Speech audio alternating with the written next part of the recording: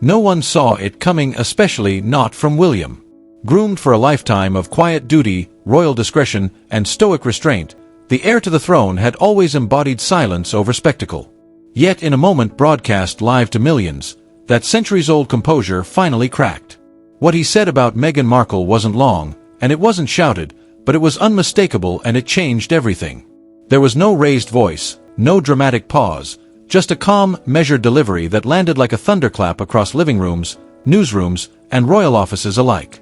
William remained composed, every inch the future king the public thought it knew, delivering his words not as an accusation or a rant, but as a statement so precisely chosen that its impact was immediate and irreversible. In that instant, the atmosphere shifted. Anchors froze mid-thought. Producers scrambled behind the scenes. Social media erupted before the sentence had fully settled, clips spreading at lightning speed as viewers replayed the moment again and again, trying to decide whether they had truly heard what they thought they heard. This was not a leak. This was not a source close to the palace. This came straight from William's mouth, live, unfiltered, and impossible to take back. Backstage, royal aides reportedly exchanged stunned glances. Nothing like this was on the script. Nothing like this had been approved. Years of careful messaging, disciplined silence, and swallowed frustration for the sake of stability all shattered in a single, restrained line. William didn't need to explain himself or elaborate. The weight of his position spoke for him. Across the UK, reactions split instantly. Some felt a rush of validation, hearing long overdue honesty. Others felt discomfort, even sadness, sensing a boundary had been crossed that could never be uncrossed. Disbelief spread quickly, followed by the realization that this was the future king signaling something final, deliberate.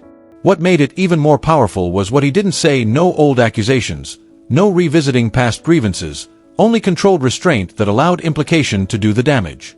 That restraint made his words feel like condemnation considered, not emotional, not impulsive. The nation felt whiplash, applause from those who believed the monarchy was finally standing firm, betrayal from those who hoped for reconciliation, and shock from viewers who had never seen William step so far outside the royal script. In mere seconds, the tone of the monarchy itself seemed to shift. The tone of the monarchy had shifted, from quiet endurance to unmistakable confrontation. As the broadcast ended, one truth became impossible to ignore. This was not a slip, not exhaustion talking.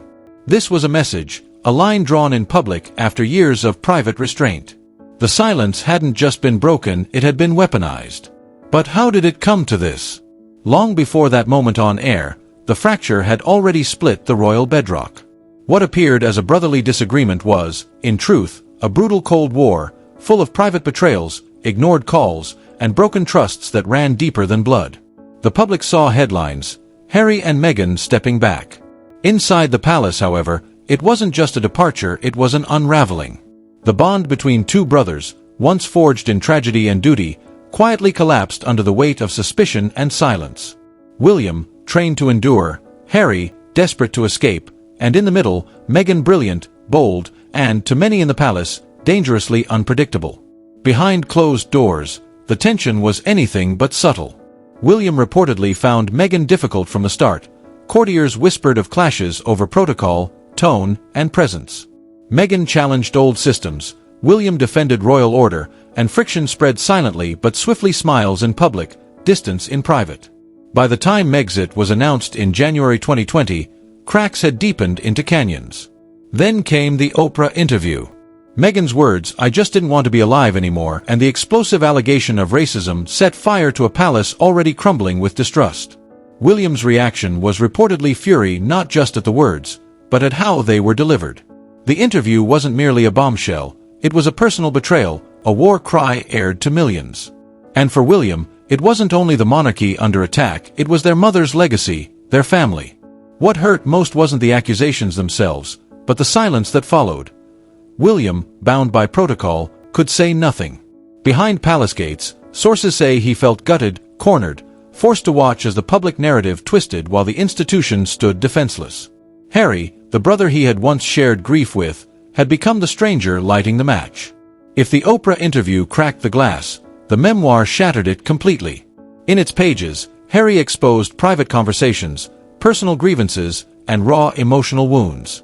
The world devoured every page, Yet William remained silent, but silence did not mean peace. It meant rage, control, and planning.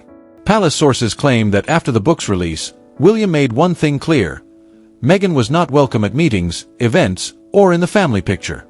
At gatherings, her name was barely spoken. When King Charles floated the idea of holiday reconciliation, William reportedly refused, especially if Meghan was involved. Royal tradition demanded restraint, but restraint could not mend these wounds. Meetings were held, statements drafted, yet nothing worked. William's private heartbreak remained wrapped in duty, but even duty could not disguise the permanent fracture. And while the wounds festered in private, William watched quietly until life pushed him beyond the point of no return. When illness struck his family, priorities shifted. The double blow of watching his wife and father fight for their lives stripped away the royal mask, leaving only the man, the father, and the future king. By early 2024, the quiet horror unfolding inside palace walls could no longer be ignored. Catherine, the ever-graceful Princess of Wales, faced an unseen health battle. The public knew little, only whispers, pauses in appearances, and carefully worded statements, but inside the family, the reality was shattering. Her diagnosis was more than a private struggle. It was an emotional reckoning for William, already stretched between duty and devastation. The woman who had stood beside him through every storm suddenly needed his strength. At the same time, another storm gathered. King Charles II was diagnosed. The monarch's condition, though managed with royal composure, forced William to confront the future with terrifying clarity. Two of the people he loved most faced mortality, and the weight of the crown, no longer a distant inheritance, pressed down with real and frightening urgency. Amid vulnerability, William began to speak, not loudly, not dramatically, but differently. In one candid interview, he described 2024 as the hardest year of my life, a brutal stretch that for the first time pulled him away from the polished image and closer to something real. What emerged was not the prince the world knew, but a man mourning the fragility of life, wrestling with the limits of power, and re-evaluating everything, including loyalty. During this time of crisis, trust became his obsession. The royal family is built on layers of discretion, duty, and silence, yet those layers began to peel away as William measured who stood firm, who reached out, and most painfully who did not. The absence of Harry and Meghan during this chapter of illness cut deeper than any headline. No visits, no visible support, no messages reaching the public, just silence. To William, that silence was deafening, a deliberate choice to stay removed in the family's darkest hour. Whether born of past grievances or strategic detachment, the effect was the same: abandonment. By early 2025, subtle changes began surfacing in his public speeches. He spoke more frequently about legacy, truth, and protecting those who show up when it matters. Royal commentators noticed these weren't throwaway lines. They were targeted, loaded, and unmistakable, signaling more than words could convey.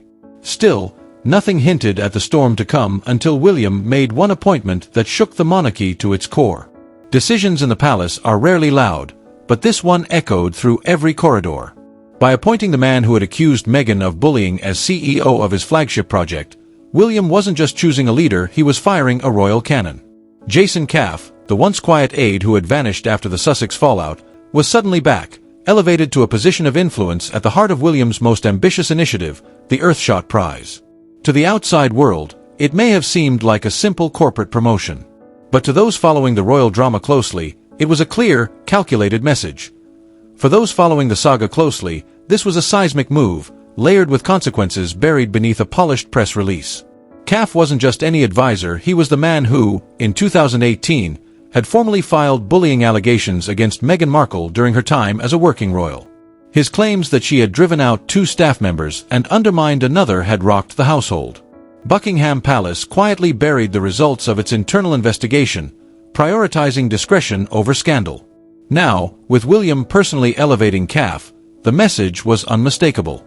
Supporters of the Prince of Wales hailed it as long overdue justice, a bold endorsement of palace staff who had remained silent while Meghan's narrative dominated global headlines. Critics, however, were less forgiving, labeling the move calculated, even vindictive. They argued the future monarch should rise above personal grievance, not stir old wounds. But that was precisely the power of the appointment. It wasn't about forgiveness, it was about survival, about drawing a hard line between loyalty to the crown and loyalty to individuals, no matter their fame, popularity, or controversy. Sources close to Meghan reportedly described the news as deeply disturbing. This wasn't merely a professional clash, it was personal. Seeing the man who had accused her of cruelty now elevated to the highest levels of royal charity work was a public sting she couldn't ignore, reigniting the very story she had spent years trying to bury beneath branding deals and a curated image of compassion. Yet for William, it wasn't about Meghan, it was about message, about precision. Loyalty to the crown would be rewarded, and disloyalty, no matter how justified, came at a cost. By selecting CAF, William wasn't just building a team, he was building his monarchy, one rooted in discipline, memory, and consequence. The move marked a turning point, a declaration not just to Meghan, but to everyone watching.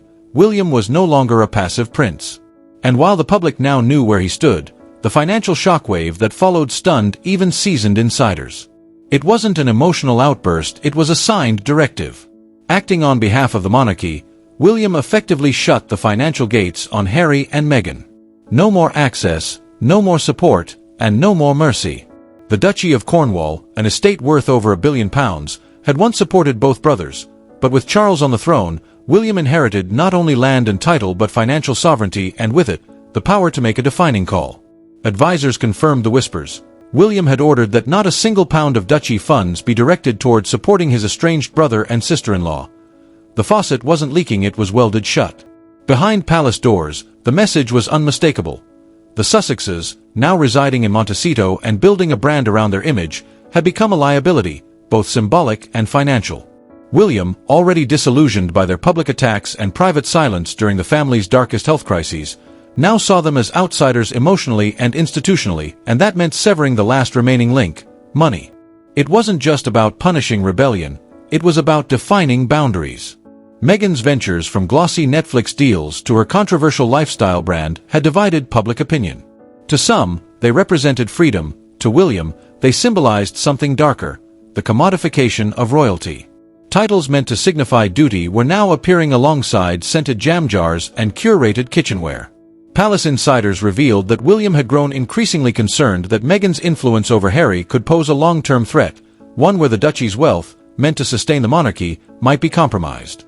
The very idea, though speculative, demanded preemptive action. The directive wasn't only immediate, it was strategic. The decision sent shockwaves through royal circles, sparking debates. Was William safeguarding the monarchy, or exacting revenge under the guise of procedure? Public opinion fractured. Some praised him for drawing a firm line in an era of blurred boundaries. Others accused him of weaponizing wealth against family. But for William, emotion had long been replaced by strategy.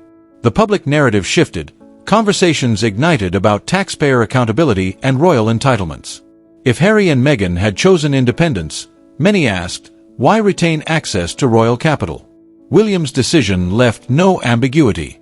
Financial independence meant total separation. The symbolic weight of the move matched its economic impact. This wasn't about reclaiming money, it was about reclaiming authority.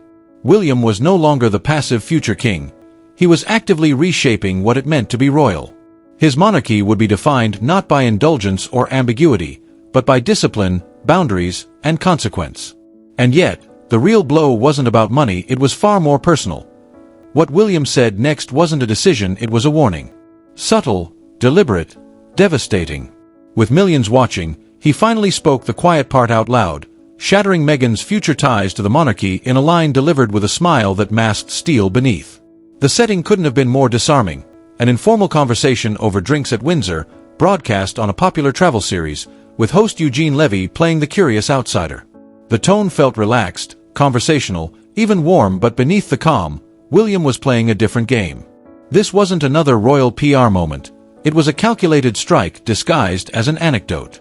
In reflecting on balancing duty and family, William spoke about the challenges of raising George, Charlotte, and Louis in the public eye, emphasizing his commitment to shielding them from media pressure while instilling in them a sense of openness, anchored in truth and legacy. It was that phrase, anchored in truth and legacy, that caught everyone off guard. Within moments, the atmosphere shifted. Media analysts pounced. Those 9 words were no accident, they directly contrasted the carefully constructed public image Harry and Meghan had built, one defined by victimhood, controversy, and curated storytelling. William's emphasis on parenting through truth was read as a subtle yet savage rebuke of Meghan's penchant for public drama.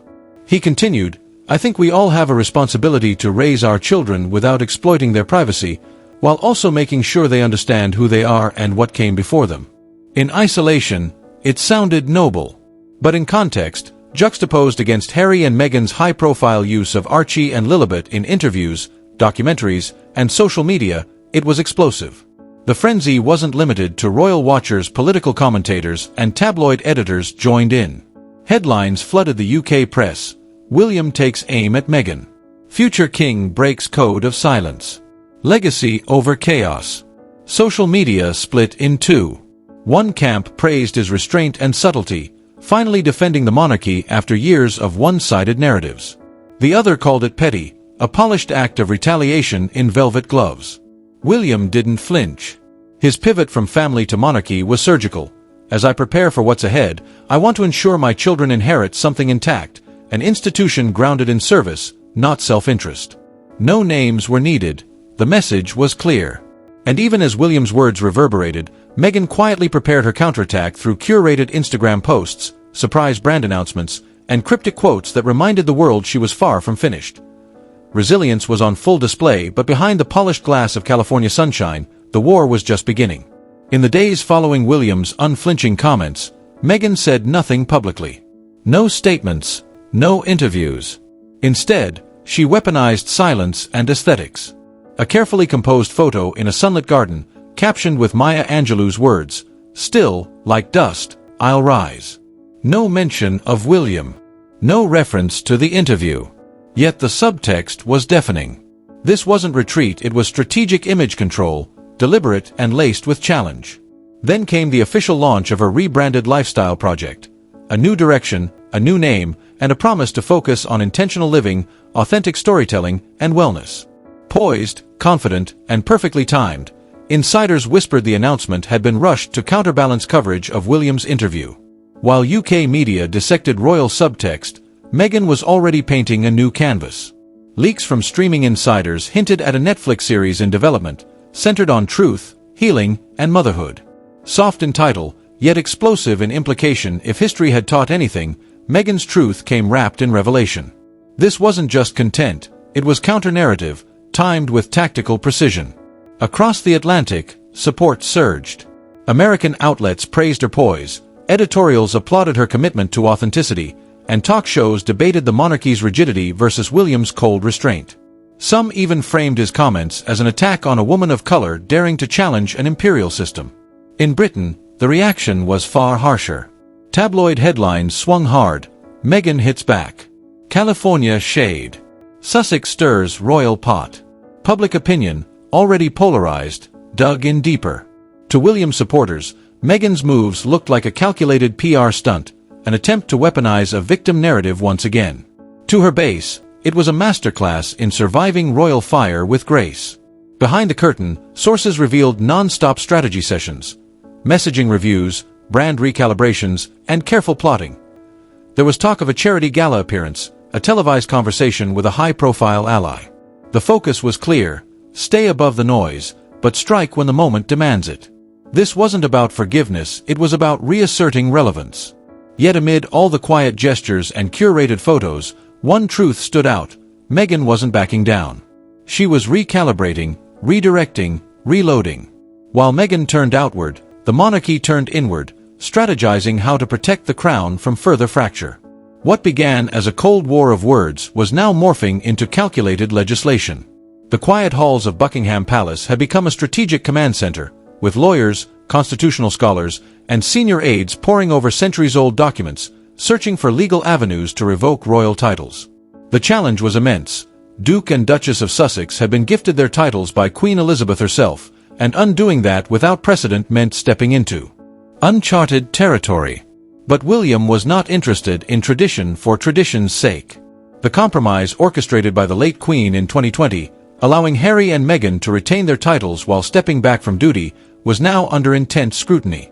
What had once been a gesture of grace was now viewed as a dangerous loophole one William believed was being exploited to build brands, businesses, and influence at odds with the institution. Palace insiders confirm he saw this moment not as personal, but as structural reform. In his view, the monarchy could not tolerate ambiguity in the modern age. Either you serve it or you leave it behind.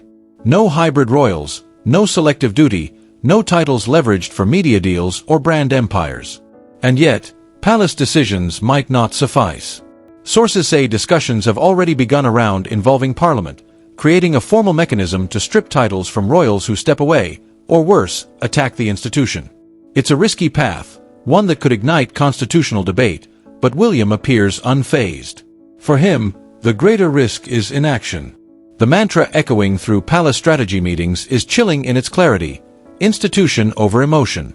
It reflects William's determination to prioritize the monarchy's survival over personal or familial sentiment. For anyone still hoping for reconciliation, the palace atmosphere makes one thing clear: this is no longer a feud, it's policy. Some aides describe it as the opening salvo in a broader royal reformation. With Charles still in recovery and William stepping fully into authority, the system itself is being re-examined. Streamlining duties, codifying expectations, and building a monarchy that cannot be exploited for the outside or destabilized from within. Meghan and Harry may have lit the match, but William plans to rebuild the house with fireproof walls. And if you think this battle was only about William, and the final twist reveals a much deeper game.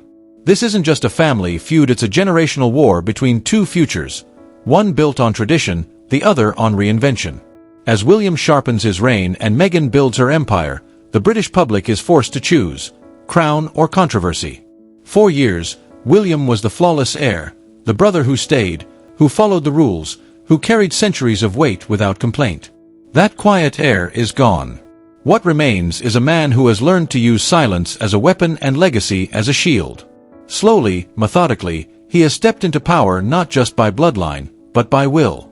With every action, every calculated word, every appointment, every cut, he has declared his intention to defend the institution at all costs, even if it means severing the last thread to his brother. Across the ocean, Harry and Meghan have crafted something entirely different. Not a crown, but a platform. Not service through silence, but storytelling through spotlight. Their influence in the United States, through streaming deals, interviews, and advocacy, has carved out a new kind of relevance untethered from palace gates, yet deeply connected to public perception. They have become symbols of reinvention, champions of personal freedom, but also lightning rods for controversy. That duality has split the world in two. Every gesture carries symbolic weight, every silence screams, and every appearance, speech, or carefully curated photo posted or withheld becomes part of the war. The British public is caught between loyalty and empathy, between the man raised to be king and the couple who walked away to reclaim their voices. It's no longer just about whose side you take, it's about what future you believe in, one that holds the line, or one that redraws it entirely. Yet for William, the decision isn't as cold as it appears. Inside, he still mourns the brother who once shared his grief, his childhood, his burden. But the weight of duty demands choices no brother should have to make. He isn't just preserving a monarchy, he's shielding his children from chaos, his people from collapse, and his reign from becoming a cautionary tale. And as William tightens his grip on the crown, the world is left wondering, did he protect the monarchy or doom the family?